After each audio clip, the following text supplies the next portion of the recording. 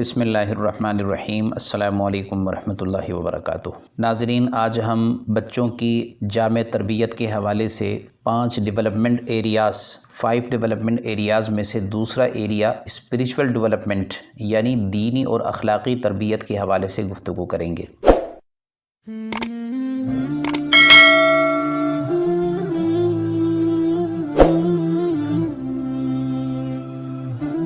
بحیثیت مسلمان بچوں کی تربیت کا دوسرا ایریا دینی اور اخلاقی تربیت ہے۔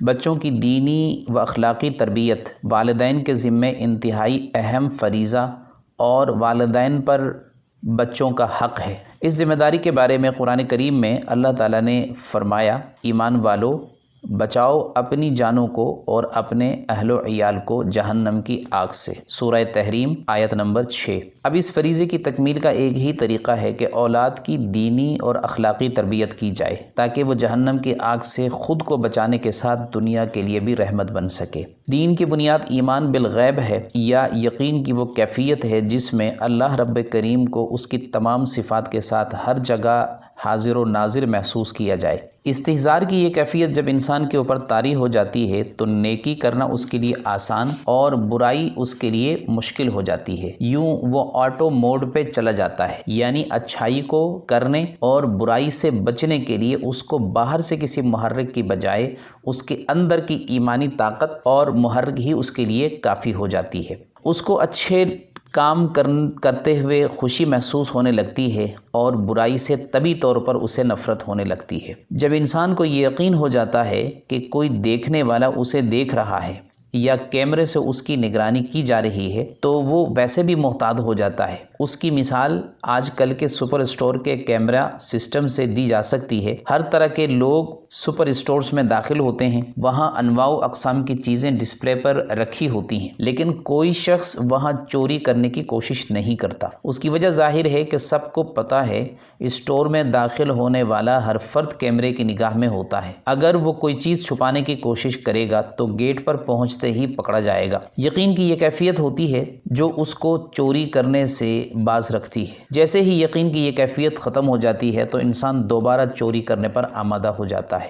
مثلاً ایک مرتبہ امریکہ میں کیلیفورنیا کے ایک سپر اسٹور میں اچانک بجلی بند ہو گئی۔ اندر جو لوگ موجود تھے ان کو معلوم ہوا کہ اب کیمرے بند ہو گئے تو تھوڑے ہی عرصے کے اندر چوری کے بے شمار کیسز بن گئے۔ اس کی وجہ ظاہر ہے کہ اندر موجود لوگوں کو معلوم ہو گیا تھا کہ کیمرے کی نگرانی ختم ہو گئی ہے، چنانچہ انہوں نے اپنی اصلیت ظاہر کر دی۔ کیمرہ ایک الیکٹرانک آلہ ہے جس کو کسی ٹیکنیکل طریقے سے دھوکہ بھی دیا جا سکتا ہے، لیکن اس کی نگرانی کے خوف سے لوگ غلطی نہیں کرتے بلکہ محتاط ہو جاتے ہیں۔ اگر کسی انسان کے دل میں یہ یقین بیٹھ جائے کہ ہم ہر لمحہ احکم الحاکمین کی براہ راست نگرانی میں ہیں، جس سے نہ کبھی غلطی کا امکان ہے اور نہ اس کو دھوکہ دیا جا سکتا ہے، تو یقیناً ایسے شخص کا طرز عمل بہت ہی مختلف ہوگا۔ وہ اپنے لیے اور اپنے معاشرے کے لیے رحمت کا باعث ہوگا۔ نبی کریم صلی اللہ علیہ وسلم نے صحابہ کرام رضوان اللہ علیہم پر اسی طرح کی محنت کی تھی کہ ان کی تربیت اسی انداز پر ہوئی تھی کہ سب سے پہلے ان کے دلوں میں ایمان کی کیفیت کو راسخ کرنے کے لیے کام کیا گیا تھا۔ اللہ تعالیٰ پر تمام صفات کے ساتھ ایمان ان کے دلوں میں ایسا راسخ ہو گیا تھا اور ان کو یقین کامل حاصل ہو گیا تھا کہ اللہ تعالیٰ ہر حال میں ان کو دیکھ رہے ہیں۔ قرآن کریم کی یہ آیت ہر وقت ان کے پیش نظر رہتی تھی، یعلم خائنۃ الاعین وما تخفی الصدور، سورۃ الغافر آیت نمبر 19۔ وہ نظروں کی خیانت اور دل کے بھیدوں سے پوری طرح باخبر ہے۔ وہ جہاں جاتے ان کے دلوں میں ایمانی طاقت موجود ہوتی اور ایمان اپنی تمام کیفیات کے ساتھ موجود ہوتا، جس کی وجہ سے ان کے لیے غلطی کرنا اور گناہ کرنا طبعی طور پر مشکل کام بن چکا تھا، اور بشری تقاضے سے کہیں غلطی ہو جاتی تو فوراً توبہ کر کے اللہ کی طرف رجوع کرنے کی سعی کرتے۔ یہی وجہ ہے کہ قرآن کریم میں ان کے لیے یہ بشارت سنائی گئی، اللہ ان سے راضی ہو گیا اور وہ اللہ سے راضی ہو گئے۔ صحابہ کرام رضوان اللہ علیہم کی یہ ایمانی تربیت نبی کریم صلی اللہ علیہ وسلم کی ہی مرہون منت تھی۔ اللہ کی مدد و نصرت کے ساتھ یہ آپ ہی کی کامیاب تربیہ پالیسی تھی جس کی وجہ سے چشم فلک نے وہ مناظر دیکھے جو نہ اس سے پہلے کبھی دیکھے گئے اور نہ بعد میں اس طرح کے مناظر دیکھے جا سکیں گے کہ آپ صلی اللہ علیہ وسلم سے فیض یافتہ اور تربیت یافتہ جماعت خود ہدایت یافتہ ہونے کے ساتھ دنیا کے لیے بھی رحمت اور ہدایت کا ذریعہ بن گئی، جبکہ اس سے پہلے حالت یہ تھی کہ کوئی ان لوگوں پر حکومت بھی کرنا نہیں چاہتا تھا۔ نبی کریم صلی اللہ علیہ وسلم کے بعد ان کے نقش قدم پر لوگوں نے بھی جب اسی انداز کی تربیت حاصل کی اور پھر اسی انداز سے اپنی اولاد کی تربیت کی تو وہ بھی صحابہ کی صفات کے حامل ہو گئے۔ حضرت عبداللہ بن عمر رضی اللہ تعالی عنہ اپنے ساتھیوں کے ہمراہ کہیں سفر پر جا رہے تھے۔ راستے میں ایک نوجوان چرواہا ملا جو بکریاں چرا رہا تھا۔ آزمائش کی غرض سے اس سے کہا کہ تو ایک بکری ہمیں دے دے، ہم تمہیں اس کی قیمت دیں گے۔ چرواہے نے کہا کہ بکریاں میری نہیں بلکہ مالک کی ہیں۔ تو عبداللہ بن عمر رضی اللہ تعالی عنہ نے فرمایا، مالک کون سا تجھے دیکھ رہا ہے؟ تو کہہ دے کہ ایک بکری مر گئی۔ تو جواب میں نوجوان چرواہے نے کہا، مالک تو نہیں دیکھ رہا لیکن اللہ تو دیکھ رہا ہے، اس کو میں کیا جواب دوں گا؟ اسی طرح عمر فاروق رضی اللہ تعالی عنہ کے دور میں ایک بڑھیا اور اس کی بیٹی کا وہ مکالمہ بھی اس دور کے لوگوں میں ایمانی طاقت کو ظاہر کرتا ہے۔ حضرت عمر فاروق رضی اللہ تعالی عنہ فجر سے پہلے کسی گلی سے گزر رہے تھے کہ اچانک ان کو آواز آئی، ایک ماں اپنی بیٹی سے کہہ رہی تھی کہ آج بکری نے دودھ کم دیا ہے، ابھی دودھ لینے والا آئے گا، اس کے آنے سے پہلے تم اس میں پانی ملا دو تاکہ دودھ پورا ہو جائے۔ اس پر بیٹی نے کہا، امی، امیر المؤمنین نے ایسا کرنے سے منع کیا ہے۔ اس پر ماں نے کہا، تم پانی ڈال دو،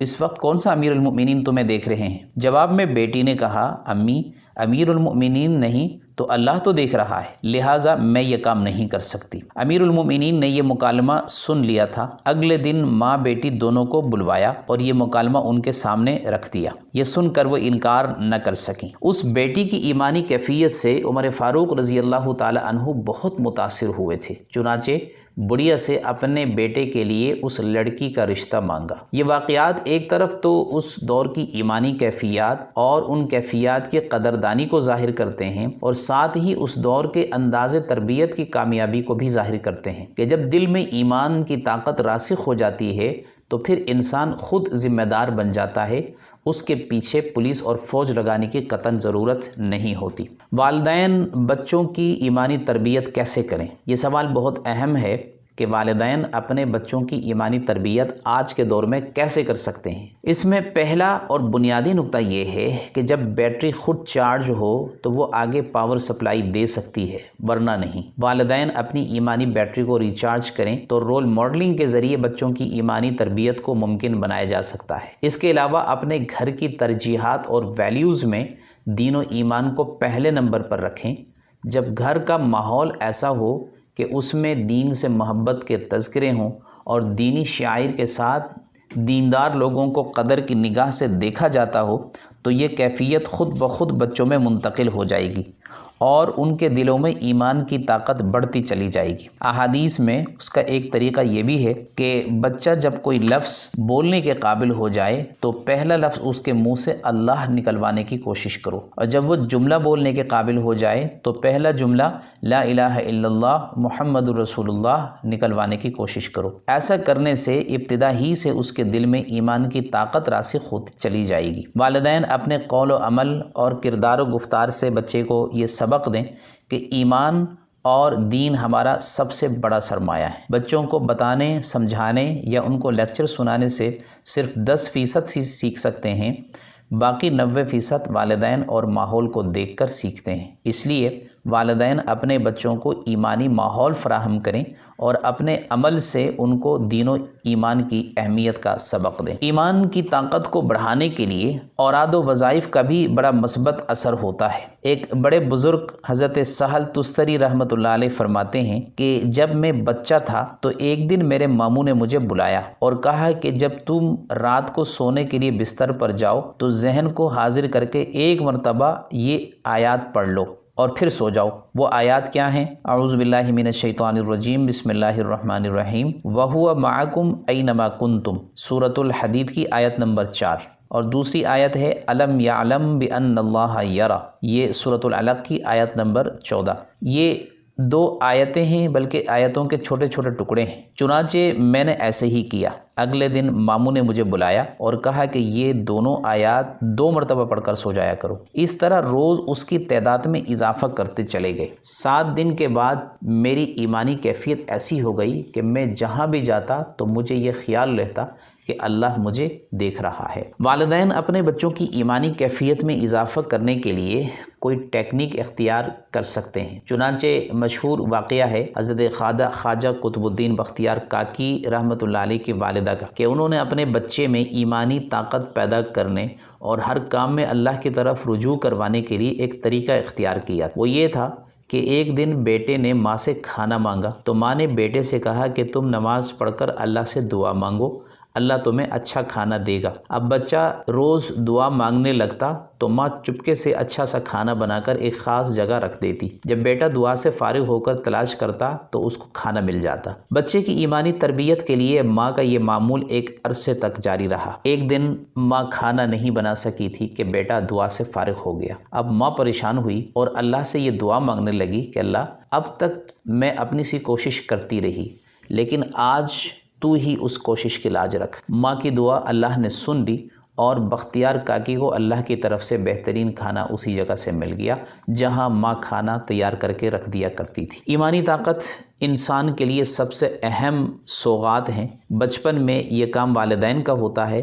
ان کو چاہیے کہ وہ اپنی اولاد کی ایمانی طاقت میں اضافے کے لیے اوپر دیے گئے طریقوں کو اپنانے کی کوشش کریں تاکہ اولاد کا ایمان و یقین مضبوط ہوتا چلا جائے۔ لیکن اگر بچپن میں یہ کام نہ ہو سکے تو بڑے ہونے کے بعد کسی اللہ والے کی صحبت اختیار کرنی پڑتی ہے، اس سے بھی انسان کی ایمانی طاقت میں اضافہ ہو جاتا ہے۔ لہٰذا والدین کسی شیخ، کسی عالم یا کسی مربی سے اس کا تعلق جوڑ کر یہ مقصد حاصل کر سکتے ہیں۔ ایمانی طاقت کے حصول کے ذرائع۔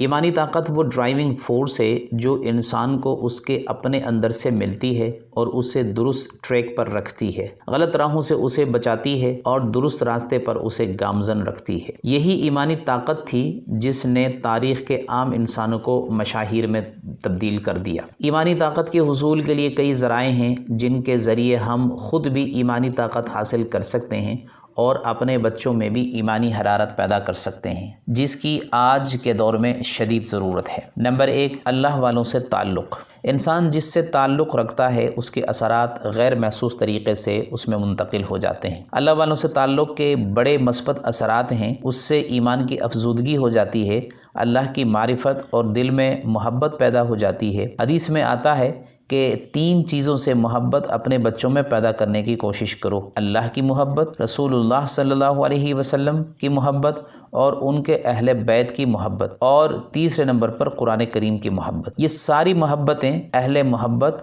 اور اللہ والوں سے تعلق کے نتیجے میں ہی حاصل ہوتی ہیں۔ اس لیے ماں باپ خود اللہ والوں سے تعلق رکھیں، اللہ والوں کا تذکرہ گھر میں محبت کے ساتھ کریں اور بچوں کو بھی اس تعلق سے جوڑ دیں۔ اس سے اللہ تعالیٰ کی معرفت و محبت، رسول اللہ صلی اللہ علیہ وسلم اور ان کے صحابہ کی محبت اور قرآن کریم سے محبت کا جذبہ بچوں میں پیدا ہوگا انشاءاللہ۔ نمبر 2، گھر میں عبادات کا اہتمام۔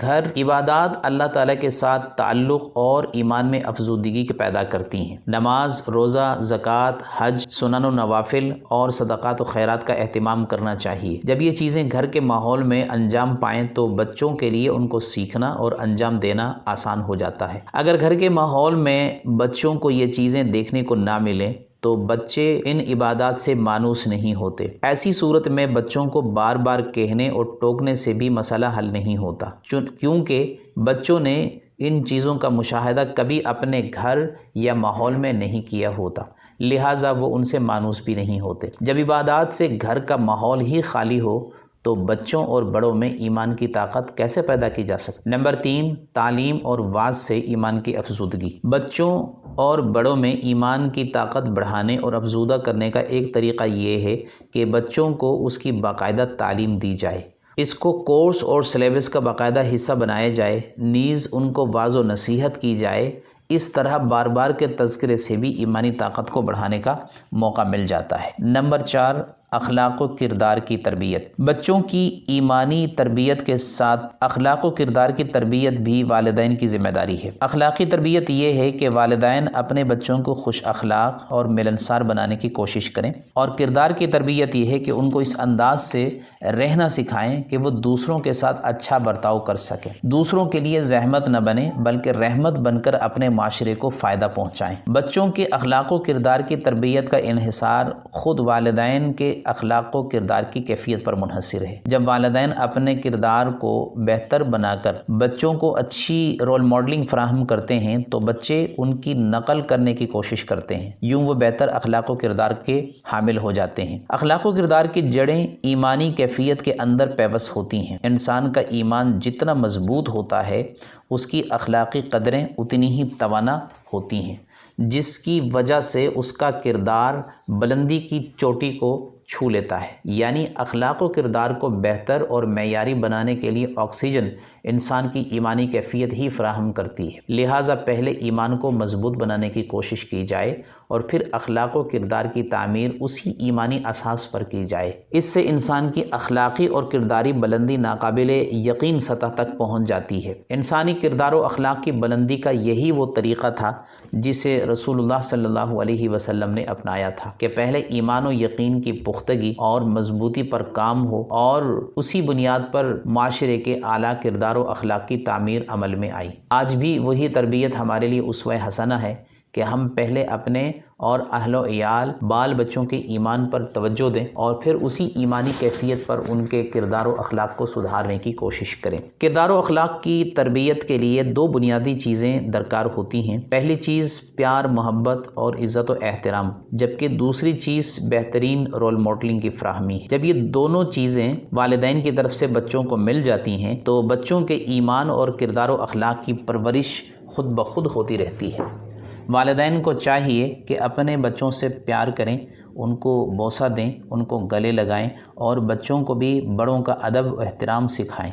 رسول اللہ صلی اللہ علیہ وسلم بچوں سے بہت پیار فرماتے تھے، ان کے سر پر شفقت سے ہاتھ رکھتے اور ان سے ہنسی اور دل لگی کی باتیں کیا کرتے تھے۔ ایک مرتبہ رسول اللہ صلی اللہ علیہ وسلم کے پاس حضرت حسن و حسین رضی اللہ عنہما جو ابھی بچے تھے دوڑتے ہوئے آئے۔ آپ صلی اللہ علیہ وسلم نے مسکراہٹ کے ساتھ ان کا استقبال کیا، گود میں اٹھایا اور پیار کیا۔ برابر میں ایک صحابی اقرع بن حابس رضی اللہ تعالی عنہ بیٹھے تھے۔ یہ منظر دیکھ کر وہ تعجب سے کہنے لگے کہ میرے اتنے بچے ہیں، میں نے زندگی میں کبھی ان کو پیار نہیں کیا۔ اس پر آپ صلی اللہ علیہ وسلم نے فرمایا، جس کے دل میں اللہ نے محبت نہ رکھی ہو تو میں کیا کر سکتا ہوں؟ اور پھر فرمایا، جو دوسروں پر رحم نہیں کرتا اس پر بھی رحم نہیں کیا جاتا۔ اپنے بچوں کو تحفہ دیں اور دوسروں کو تحفہ دینا سکھائیں، ان کے ساتھ خوش طبعی اور ہنسی مذاق بھی کیا کریں۔ بچوں کی خبر گیری کرنا اور مسکراہٹ سے ان کا استقبال کرنا جذباتی طور پر بھی